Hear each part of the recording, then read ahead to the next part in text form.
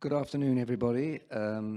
Thank you for joining. It's a busy time here in Vicenza, so we really appreciate you taking the time to come and listen to what we have to say.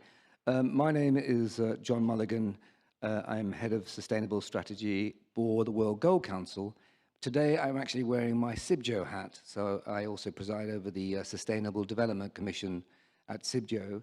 And I do so because one of my panelists is also from the World Gold Council, Vivien.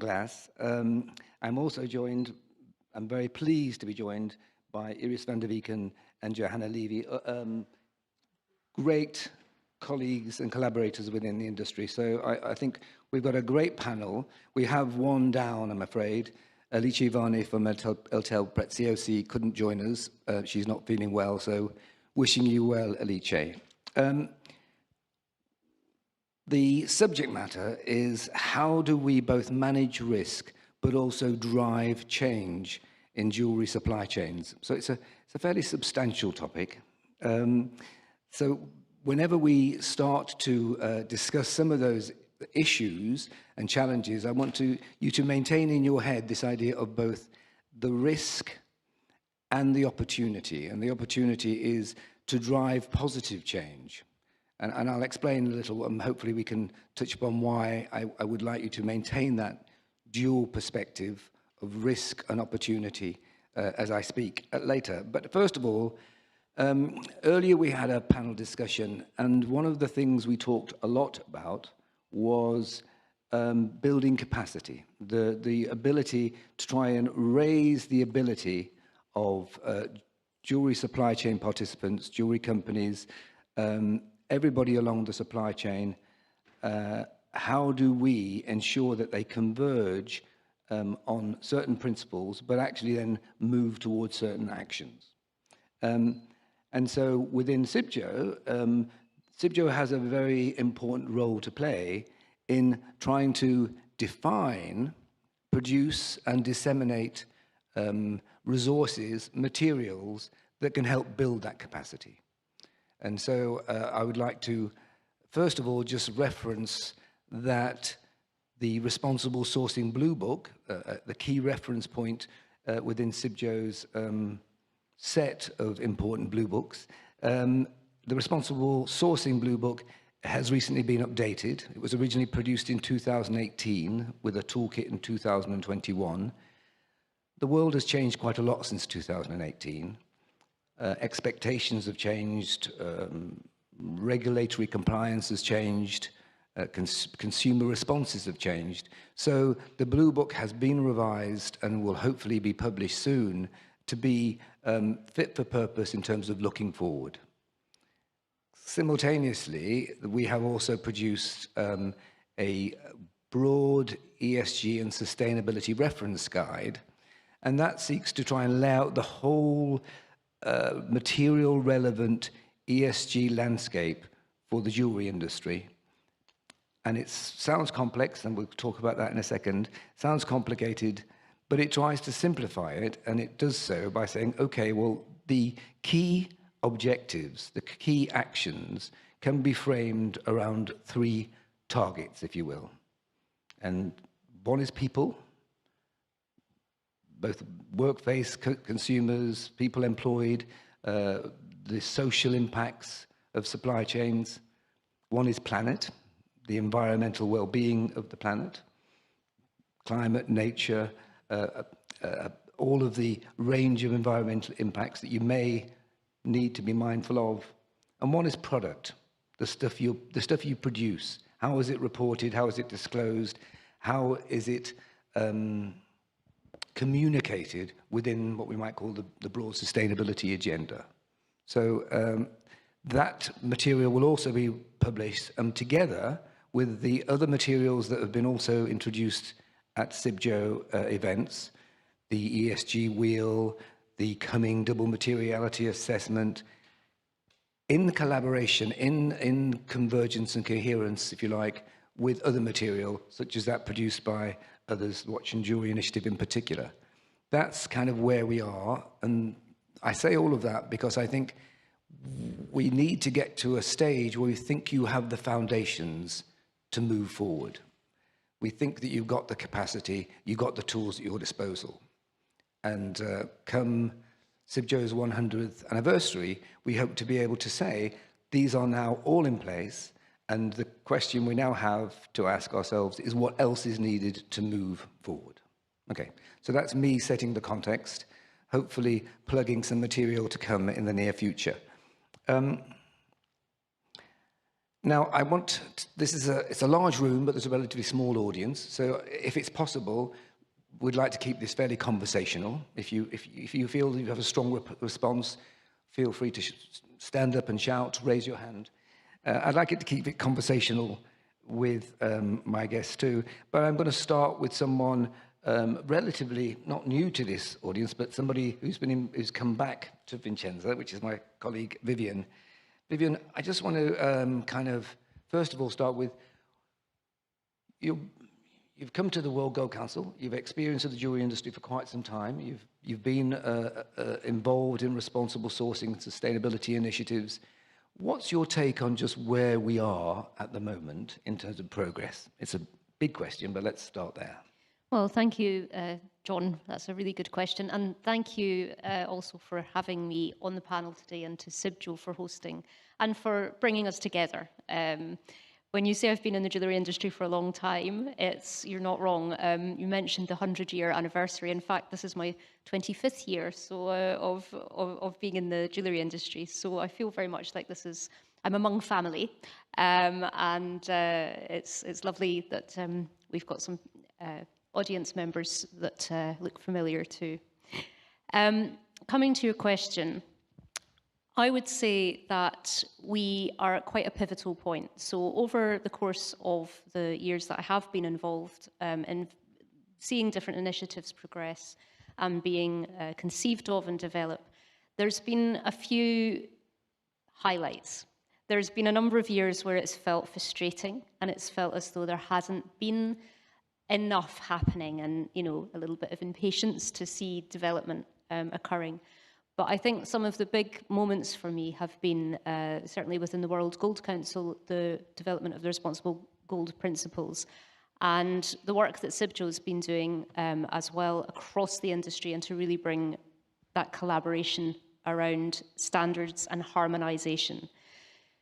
I think the changes that I'm seeing on the landscape from standards is really the move perhaps from these sort of global non-binding standards to, in some cases, regional or even national binding standards. And I think that's going to change how we respond significantly as well. So having ourselves equipped, having those tools and resources at our fingertips is going to become really, or it is already really essential. I would look at some of the issues around reporting and transparency as being something that's sometimes overlooked. I think with that drive to develop standards or to achieve standards, we can all be a little guilty of not taking the time that we need to actually reflect on how those are being implemented. Where are the gaps? And the reporting tools that we have and the transparency enablers really that we now have, we have digital options as well, allow us that reflective opportunity. So I think that's where we can start to now pull together on standards, consolidate and really collaborate. So for me, although it's pivotal, and we've been quite, I think as an industry, quite cautious, some people would say a bit conservative, with due reason, because we're dealing with high value goods. We know that whatever changes we make to our supply chain, these can have a really significant effect upstream. And by that, I'm talking at a mine level or producer level. So it's right that we take care. It's right that we give it enough thought. But it's also about moving things forward now with that intention and with the ability to also reflect and report. Thanks. And you mentioned, and it's a word we keep using, collaboration, kind of pulling together, I think was the phrase you used. I should acknowledge that for some of you, having myself and Iris and even Johanna on this stage is nothing new. We share the stage fairly regularly, and that is because we have started to be more collaborative. to be more convergent in our different roles. Iris, given what I've just said, and given the fact that Watch and Jewellery Initiative is by its nature a collaborative venture, what does collaboration look like to you in practice, and what specific challenges may it overcome? What are the things you're trying to really address in pulling people together? So first of all, good afternoon, everyone, and it's always good that people are in the audience after lunch, so lovely to see you. Thank you, Dr. Gaetana Cavaliere, for bringing us together. I think the first principle that I'd like to share with the industry is we need to collaborate, and it's actually non-negotiable. When we talk about challenges, and allow me to step in, if we want our consumers to have trust in our industry, we need transparency, and we need traceability, and we need accountability. And only collectively we can do that, because if one disrupts and does breach the rules, you have an issue, and it hits the whole industry. And allow me, just like you, I'm 25 years in the industry, and I think, luckily, I see that we are collaborating more, and I really express my respect and sentiment to Dr. Gaetana Cavaliere for it, but we need to accelerate on that. And allow me to step in, because we have a lot of challenges, because the reality is we don't tell enough about our sourcing practices on origin. When we look at colored gemstones, diamonds, when we look at more, high-risk regions, how are we going to do that due diligence? It's never a perfect journey, and we can talk about reporting, and we can have the most amazing sustainability reports. Reality is, it's not a perfect world. The world has been never so imperfect. But how do you show due diligence as part of continuous improvement, and not as a tick box exercise, or not just to get through your certification, but really as part of business resilience, reputation management, and trust to the consumer? And just 2 minutes, because I don't know now, I think you know about the initiative, but I'm just going to try. So when I look at industry challenges, I don't have my glasses now, this is not good, but I think today we have a few big challenges. We have the regulations and the compliance, and that's not just for our industry, right, John? It's for every industry. It's become very complex, because where we used to focus on social justice, now we need to also look at environmental or dependency on nature, water, etc. We have a lot of different sizes of companies, and the SMEs need our support. And again, Dr. Gaetano, I know you're our best ambassador on it. We need to simplify, we need to work together, and we need to build real capacity, and we need to really manage that administrative burden, because the risk is that we will not get them along on the journey, and we'll only have some front runners, and that will breach the trust to the consumer. And then finally, if we want reliable data for product passports, and this is coming, it's not only coming for Europe, it's also what we see that the millennials, the Gen Z, and the Alpha generation, they're asking much more information on product. So that means is, yes, you need a standard on your management systems of a company, but if you go to product level, you need data on so many components. So you need the architecture and the framework to do so. So I think these are a lot of challenges, but I also am a positive optimist. I think we are all like that, otherwise we would not be here. I also believe the solutions are there. We have the Code of Practices of the Responsible Jewelry Council, we have a chain of custody, we have the Gold Principles Group, we have the Cibjo Blue Book, we've got all these materials, but how can we bring them to you, but also to use them, and for us to make them better, because I think that's also our task, to make them more practical. And I reference now Dr. Gaetano. We had a really interesting meeting on this, because we need to also simplify and maybe put our ego down and just sometimes admit it doesn't work and we need to do it better. So, and I think that's where the initiative steps in with humility, in collaboration with other organizations. We are a unique, we believe we have a unique role to be complementary to many leading organizations in building solutions that are scalable, aligned with regulations for all sizes. And what we also have been doing on building technology behind that to be able to give those dashboards and management systems for your proof points. Thanks, Iris. And you touched upon a few points I'd like to just kind of dwell upon for a moment. You mentioned the role of Cibjo, and I said I'm sitting here today as a Cibjo representative and officer of Cibjo. I think that role as a mainstream educational reference point for the whole industry is key. Joanna, I think the GIA is sort of an educational body too. You know, how central within its broad context and its materials, how central are these issues to its overarching objectives? So you're raising a very good point, and to digress for just 1 second, but it's still in the topic. Those panels really make me so happy, and Gaetano Cavalieri, thank you for organizing, because it gives us the opportunity to tell you that it may look, so managing risk and driving changes in jewelry supply chains may look very complicated, but it's not. And it's funny how, so I've been in sustainability now for almost 20 years, and still 20 years later, the journey still seems complicated, and it should not be. So education, whether it's in a panel or in a classroom or through a webinar or through documentation like the Blue Book, is crucial. And so at GIA, we have classes for our employees, students and alumni that they can take, in addition, separate to GIA classes, on sustainability, on climate change, on greenwashing, for example. And it's working quite well with alumni, and that makes me so happy, because each time a person knows more, then they can do more. And what I love also to recommend is there are several ways to start the journey. You can start by reading the great Cibjo material. You can start by joining a fantastic organization like Watch and Jewellery Iinitiative.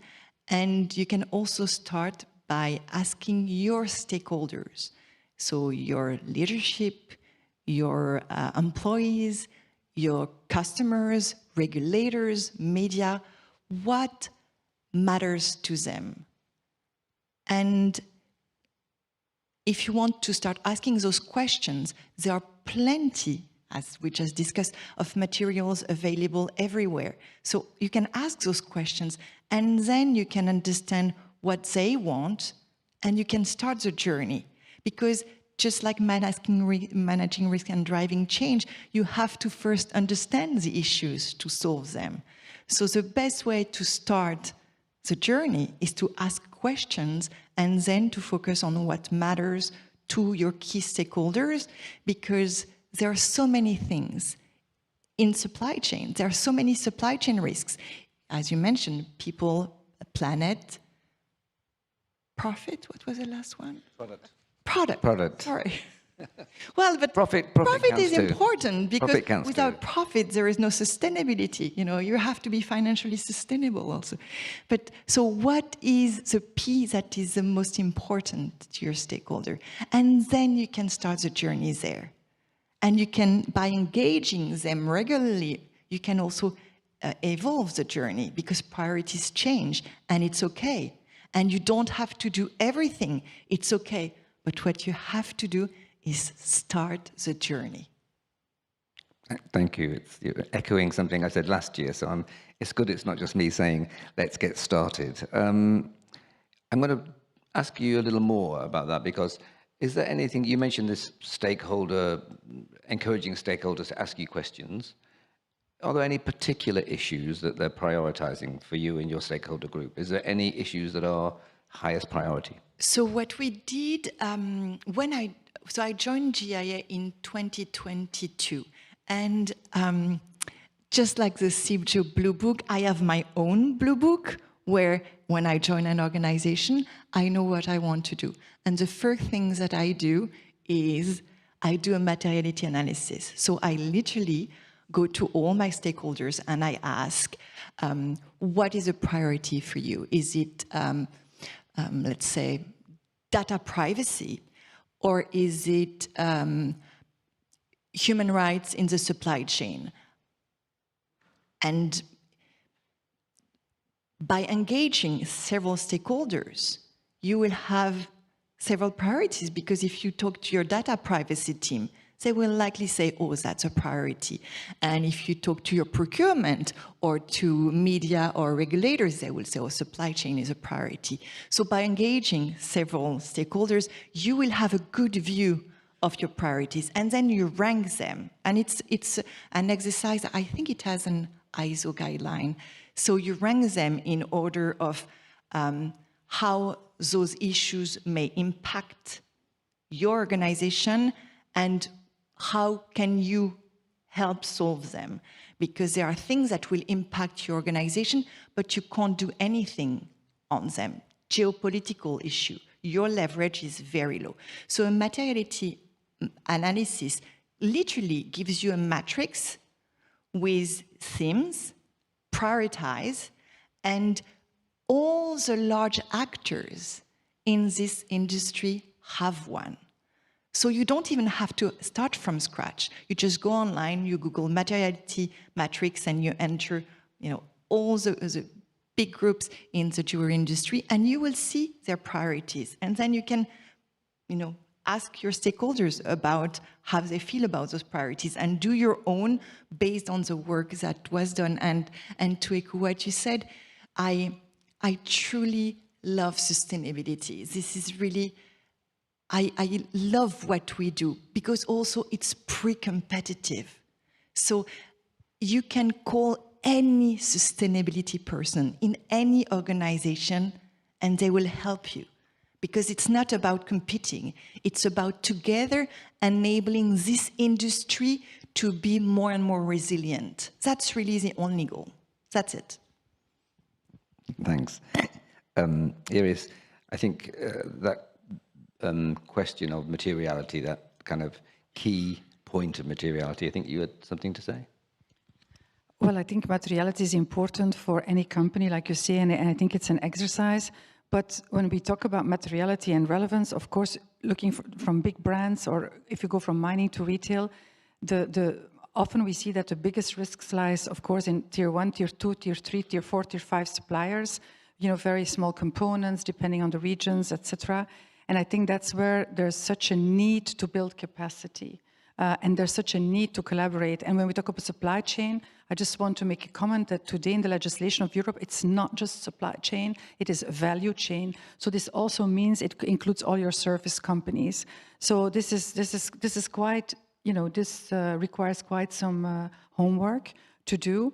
And I think one more component I would like to share about this is also governance. How can you see that you embed sustainability not as sustainability, but as part of your business strategy? Too often I see companies disconnected. Yes, they have a sustainability department, but it's not connected to the CEO office. It's not connected to procurement. It's not connected to marketing. When we talk about claims, when we talk about procurement, buying, yes, you need to have your products on time, you need beautiful designs, you need craftsmanship, all those components, but you need trust and traceability. So to put all of that means this is cultural transformation of an organization and a value chain. And I think that's where we really need to push now, because we're all, there's so much happening in the industry, and there's so much also happening on consumer choices. So if we want to stay attractive, trust is non-negotiable. Non-negotiable. Thanks. You use the term value chain there as a slightly extension, if you like, expansion of supply chain. It happens that Vivien, your title is Head of Supply Chain Integrity. Do you want to explain what that means to you? Because, we're talking, it's in the title of the subject matter. What is supply chain integrity for you? And what does progress look like within that context? Well, I'm going to borrow a term that Iris has used a couple of times. Trust, ultimately, is the core of integrity. But how do we build that trust? One of the words that you used is architecture. One of the words that I would also like to use is ecosystem. And I think if we can view ourselves rather as an ecosystem, then we can start to build integrity by design.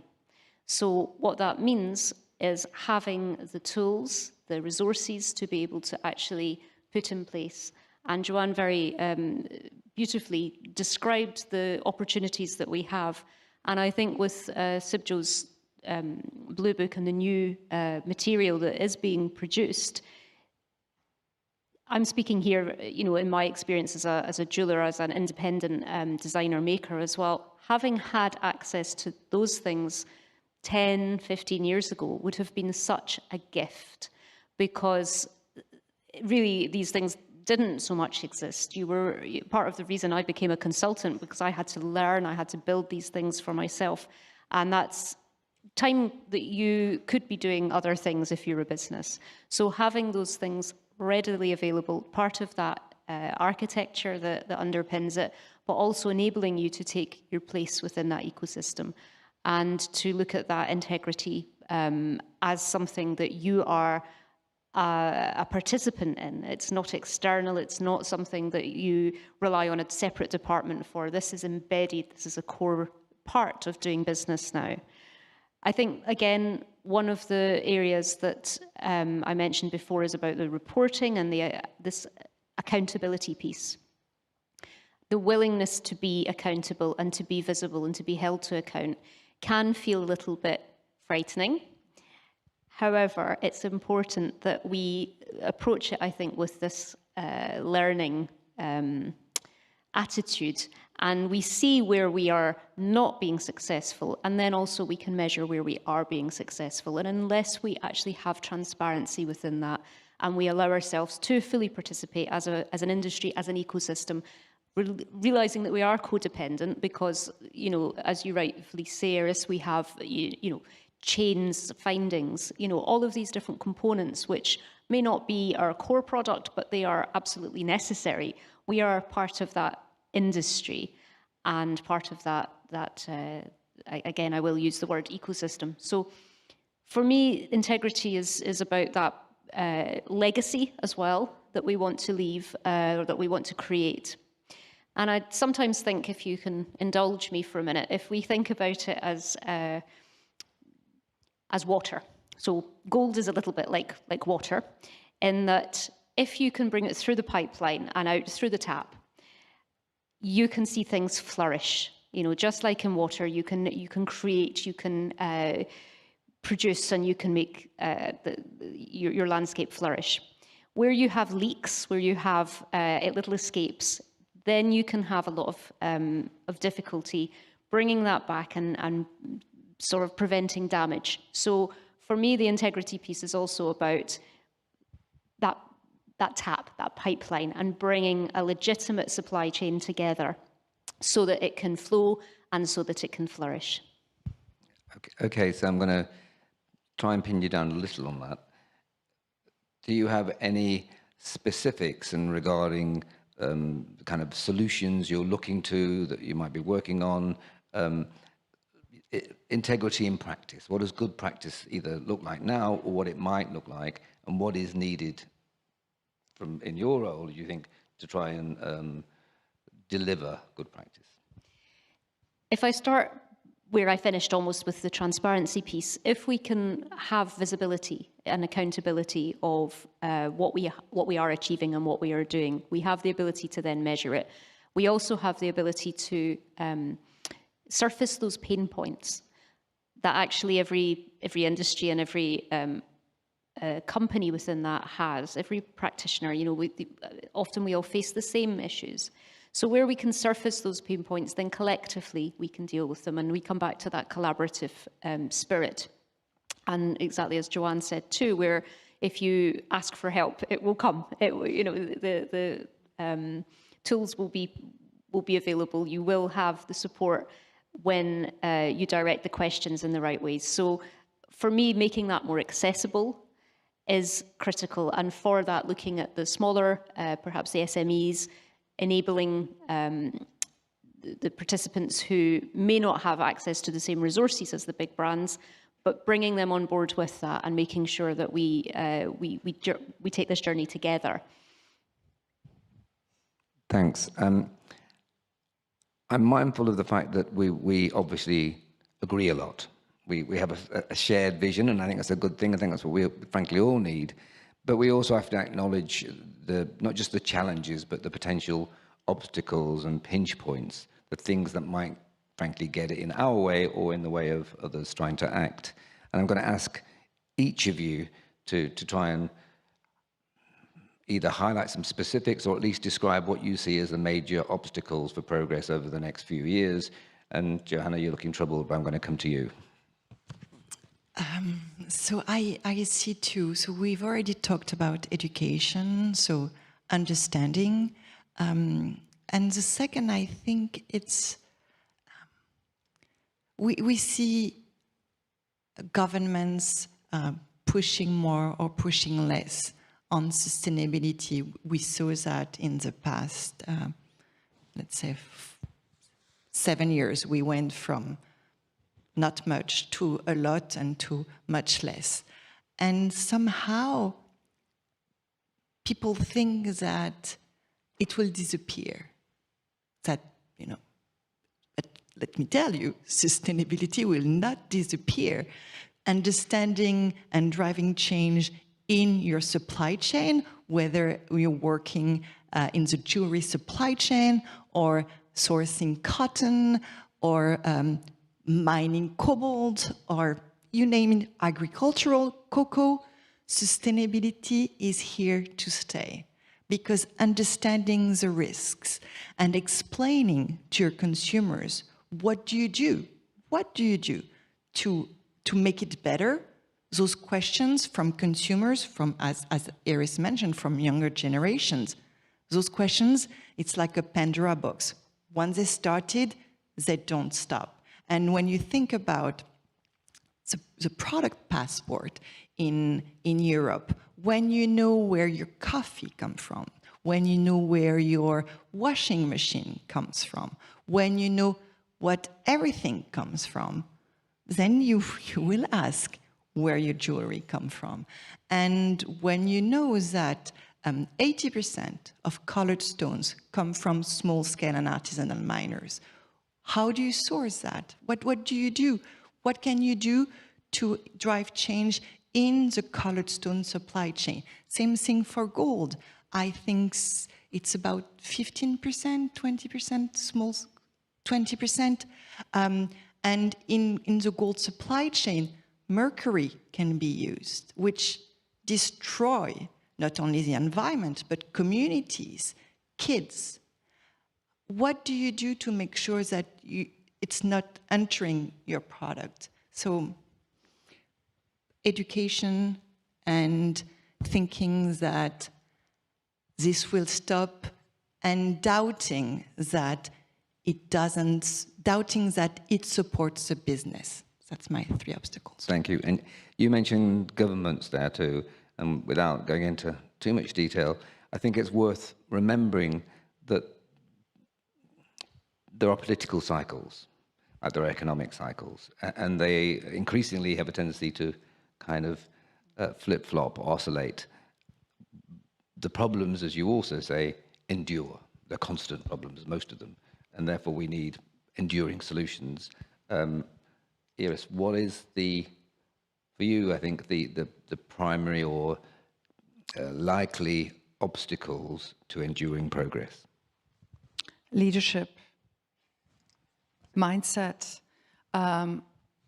Like I said, I don't even like the word sustainability. It's really about business resilience.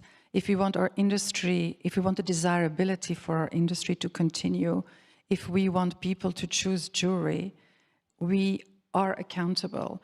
And does it mean we need a law for that? To respect human rights, to be sure that our gold or silver or metals or diamonds or colored gemstones are not associated with any criminal practices? I don't think so. So for me, it's really about a mindset, a leadership mindset, the willingness to see this as part of, part of doing business, and also acknowledging that it is not a perfect world. So we do not need to tell the consumer a perfect story. We need to tell the consumer a credible story of progress. And to know progress, we need a baseline and to understand where we are, and then to be able to say, look, this is our industry, these are our materials. Yes, we have issues like all other industries, let's be clear, But this is what we're doing about it. And we have the RJC with the standard, we have Cibjo doing the blue books, connecting all the dots, we have the Gold Principles group, we have GIA doing education, but we have a unified vision. And today, that unified vision is hopefully being built. And again, I think we have a fantastic leader here in the room with Dr. Gaetano Cavalieri, but it's very dangerous if we're not going to do that. And in my view, it's leadership mindset, the willingness, the genuine willingness to collaborate now, to protect the industry and to continue to have that desirability for what I call not a product. What we create is art. Vivien, do you have any insights or opinions on where the pinch points or obstacles might be? I think the ones that often are described are at any transformation point. So I think we're familiar with, certainly in the gold supply chain, that we lose some visibility perhaps in refining. And, unless you're segregating supply chains, there can be a tendency to focus on traceability perhaps. I'm less focused on traceability element. I'm very focused on the transparency part, because where you have transparency, and that includes governance, then you can see who owns this entity and how does that translate through the supply chain. And that's very important to understand where and who you're doing business with. So it's the basis of due diligence, know your counterparty. And I think when we can know who we're in business with, we can understand more about that. It's not about so much a product traceability, but about a transparency. And actually, you're absolutely right on the leadership mindset and that growth mindset, that ability for applying continual learning and to constantly refresh and renew your understanding of the subject, to keep going back to the standards and be very mindful of those. See, how am I, gauging, where am I, measure it. One of the things that we do have, which I think is, again, a gift, is the ability to digitize some of these systems. So where we have that ability to do things in real time, suddenly our response to risk can be much more sensitive, much more nuanced, better informed, and we can start to make those adaptations actually in real time without it having to be always, 2-3 years down the line before a problem surfaces and we recognize it. So we have these tools, we have these things at our fingertips, and I would encourage that we start to use them. So if you're not already exploring digital methods, then I think now is a good time to start to become familiar with what's available and understand how that could also support your journey in sustainability. I think Iris has a few comments on that. Is that right? Yeah, I'm absolutely aligned with you. And I think that's also the beauty of where we are in today's world. I think one thing I would like to share is we need to have a landscaping approach. So we can't disconnect human rights from nature, from environment. So I said it in the panel earlier this morning. We've been focusing very much on social justice, and I would like to acknowledge that the Beers did fantastic work with the best practice principles. You had Rio Tinto Business Excellence Model. They really pushed those first standards in 2005, the Code of Practices. I think what is critical now is you cannot disconnect it. It means landscaping. So it means that you could have in Thailand, you can have factories of fashion next to factories of polishing of diamonds. And that's where we need to create synergies. And it's the same, we're using the same water, we're using the same grounds. And I must say, we learn a lot from some of those big brands we're working with. We're going to do a beautiful project with Kering and some other brands on the water basin, in Florence, to really understand what are these dependencies? What are the issues of the water? And also, I think one point I want to mention is that climate has a cost now, and nature has a cost. And we see that much more in capital allocations that you need to understand. If you have in India, if you have droughts, if you have water flows, your supply chains will be disconnected. You will not be able to deliver maybe to your for your commercial contract. So I think climate and nature has come very close to us.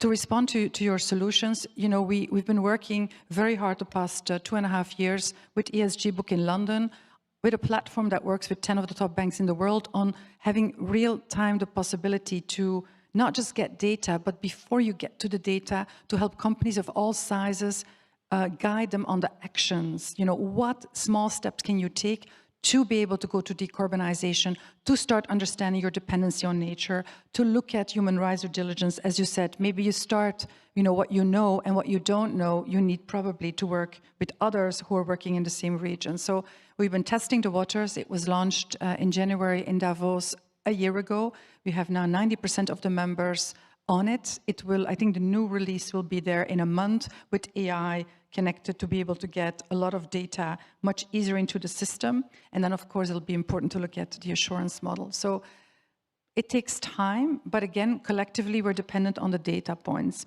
And maybe one final point, I want to applaud GIA on being one of the first also to join the initiative to push education on this topic. So Johanna, when I see you talk, you're the best ambassador. I think we should give her a new title on sustainability, but we need institutions like GIA to be able to educate the industry, advance the industry, and also see that, you know, we have a unified approach to that.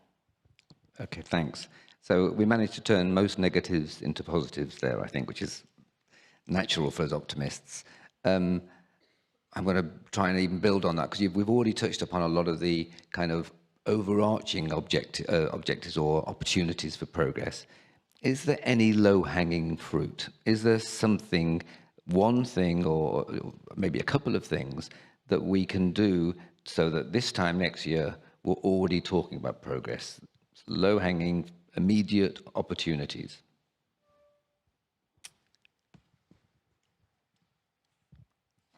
So,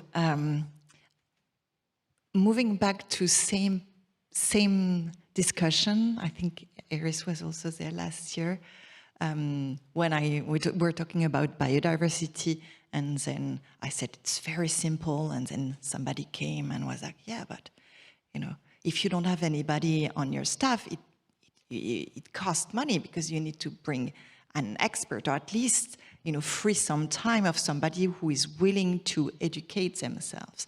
So I want to be careful about low-hanging fruit, because maybe they're not that low. Maybe you still need to kind of, you know, be on your tiptoes. But for me, the first thing is explore, understand, and identify the risk in your supply chain. So you know your first-tier supplier. You know them. Do you know your second-tier supplier? Do you know your third-tier supplier? Where can you go? And just doing that exercise, asking those questions, it's already the first very much needed step. Like, go beyond the tier 1, tier 2, tier 3. Try to push your supplier. Maybe that would be my answer. The low-hanging fruit is pushing your tier 1 supplier to give you more information on their supplier. And maybe, not maybe, let me walk that back, it will create a ripple effect. So I'm going to, that reminds me, should I say, of Alice Vanni isn't here, but if she were, I'm going to put words in her virtual mouth.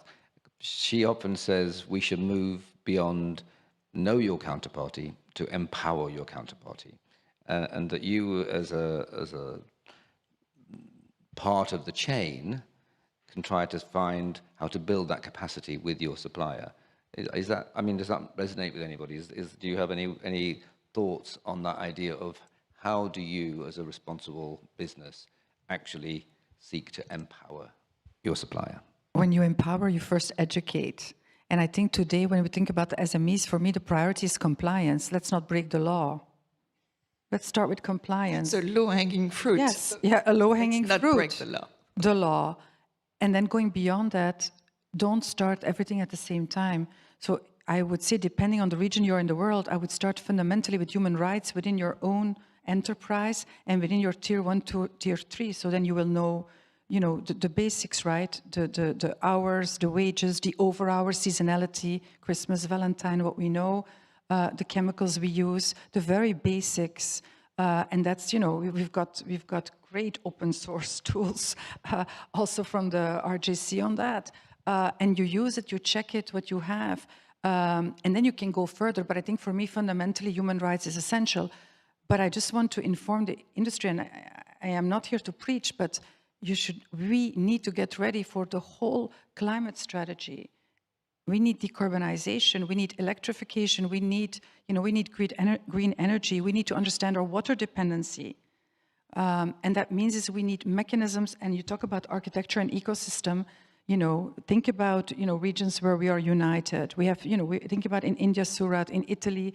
I think that's the beauty now, what Kering is going to do in Italy. But we want to develop a model, and maybe we can replicate that and learn from that. But let's not reinvent the wheel. So if tomorrow Cibjo has a new tool, I don't have to reinvent the wheel. I will use it, respect it, give recommendations, just as we are doing now. And I think we really need to get this right with the SMEs. Vivien, I think you had something to say. I was just considering the question of low-hanging fruit.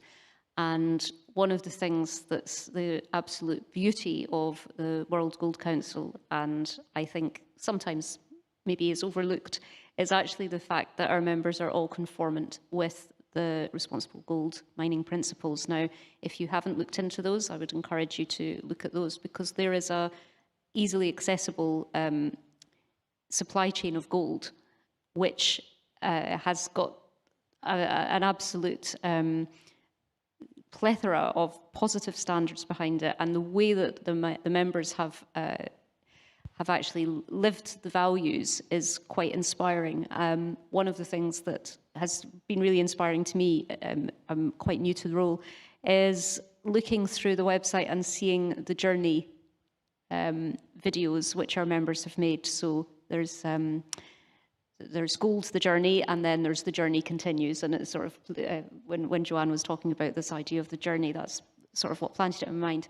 If you want some inspiration for how this actually comes to life as well, at a mining side, I would encourage you to take a look at those videos. And then I think you'll also feel as optimistic as we do in what's actually being done at a ground level. Well, beyond compliance, I would also say for those companies in the room that are really want to understand, the introduction, I would say the ABC to introduction to climate, to nature, to inclusiveness, I would really invite you to take contact. I have two incredible people of my team here, Nicola and Mia, because we have an SME model, and we worked on this very closely also with Cibjo on these topics. And one is interactive, but second, there's also help desk sessions. So if you just want to say, okay, you know what, I haven't done anything on this, I don't know yet my strategy, but at least let me understand the baseline, let me understand the frameworks that exist, let me decide for my company what would be the choices. I think only even the awareness that you will know more about the topic, you will hopefully be inspired to do so. And I think it's also a really credible narrative, towards the consumer. What are you doing? What are we doing as an industry to deliver a beautiful product, but also with positive impact on the world? Thanks, and I think we're getting near to the end of time, but I wanted to ask a slightly, probably tricky question. And that is, there's been an assumption for a long time that consumer demand would drive some of this progress. That the consumers were very active, they may be even willing to pay for progress. Now, correct me if I'm wrong, but we haven't really seen that on force. We haven't seen the growth in premiums that explicitly link to certain performance.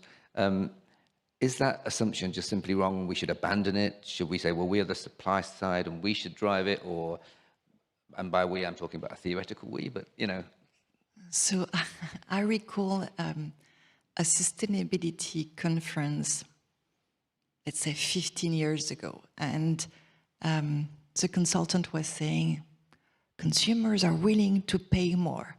And I was rolling my eyes, and I was like, they're not.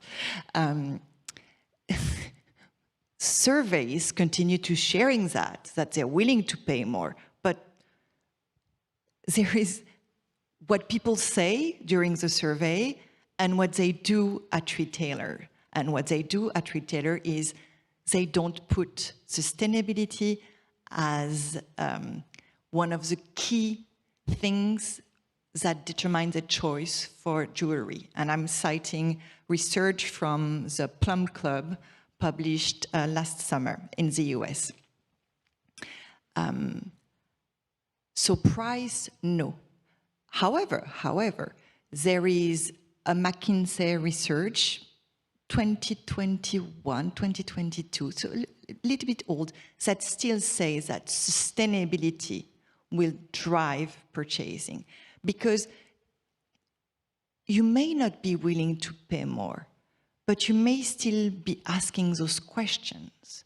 And ideally, you want the price premium to be low enough so that the consumer is willing to, and actually there is a study like that. I think the consumer, not in jewelry, but in other industries, they're willing to pay, like, let's say 5-7%.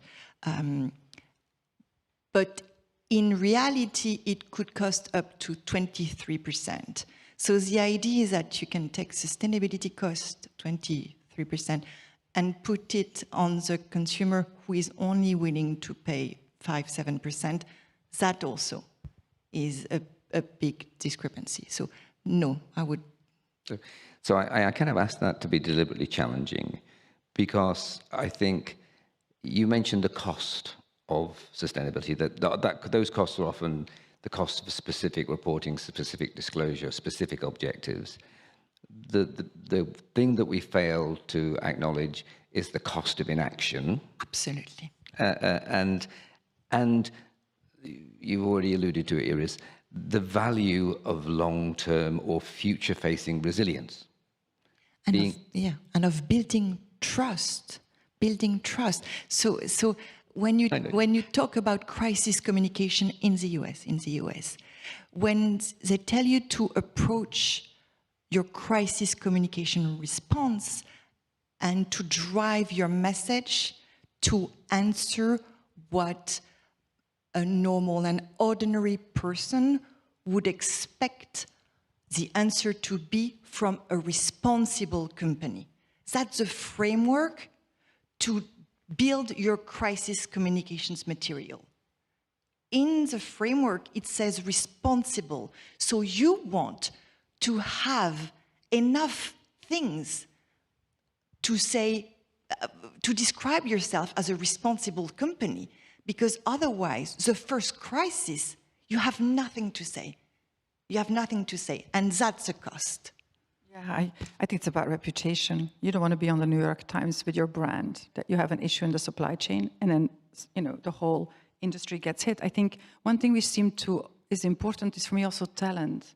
How do we stay attractive as an industry, that people want to work for industry in the factories, that they don't want to go to, and I'm working also with fashion brands, but that they will choose to work for jewelry, for watches. How can we protect the savoir-faire skills, the craftsmanship? This is essential. And what we see in all research is that today, that generation, and definitely that alpha generation, they are going to choose for purpose. And they want companies to be meaningful, and they want CEOs to stand out and to step up and even have a vision on politics, which is dangerous, which I would not say we should step into. But my point is, they want companies with a soul, and they want companies that are driven on values. And when we think about longevity in the industry, if you really think about the most beautiful brands of the world, and I'm not going to name them because otherwise I look like I'm biased, but you know the maisons, those are heritage brands. It's all about longevity. They have always existed. And why have they existed? Because exceptional craftsmanship, exceptional, it's about excellence. It's about, about beautiful designs, but also about that trust. We trust them. And I think when we buy that piece of jewelry, we trust it. We go into this boutique, we trust. And that's the reputation. And once that's broken, it's very difficult to turn that around. So, and that's where I always, I feel like I'm preaching now, is that's a collective responsibility, right? Because if one of us in the chain messes up, it hits the reputation of the whole industry. Do you have anything to say? I was just going to say that I think also we have to be aware that the consumers don't always ask the questions we want them to. And it's about listening carefully to what are you actually being asked. And that might be, can you tell me a little more about this gemstone or this diamond? It can be quite subtle. And I think to understand those nuanced questions is important, because that's when you have the opportunity to explore, your understanding of your consumer. But it should never be assumed that they don't know what they're asking just because the question may sound a little lighter. We live in a society now where we are much more connected, we're much more aware. The controversies are very visible and instantly visible. So we need to be able to respond to those in an educated way and in a way that really does solidify that hard-earned trust. And I like what Iris was talking about there. It's a point that I often make too, around heritage and around how we build our legacy and the brands that exist, and how we think about sustainability. It's not just one area. It's around the ability to employ staff over the long term, to keep making impacts, to keep delivering products, and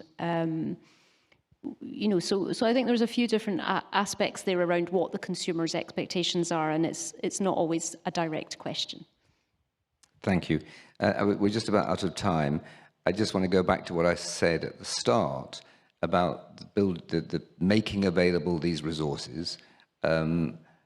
Looking forward to the Cibjo Congress, we should be able to take stock, I think, then, and say, okay, well, this is what's in place. I also alluded or mentioned at the start that some of us are fairly familiar faces on these panels. What I would like to present to you as an opportunity is that somebody in this audience might be on this panel next time, that you will embrace sustainability, that you'll have something to say, that you will have a position on sustainability, and hopefully you will have used the resources, Cibjo and Watching Jewellery Initiative, GIA, etc., to help you on that journey. So let's not be the same panel next year. I invite one or two of you to join us. As we come to the end, I'd like to pay tribute to Dr. Gaetano Cavalieri. I would not be on this stage if it wasn't for him inviting me into Cibjo, but for him supporting, frankly, all of our work. So thank you, Gaetano. And thank you for your time and attendance, and particularly for those of you who pulled yourself away from lunch to come and join us. Thank you. And thank you to my panelists too. Thank you to our fantastic moderator. Thank you, John. Shall we take a picture?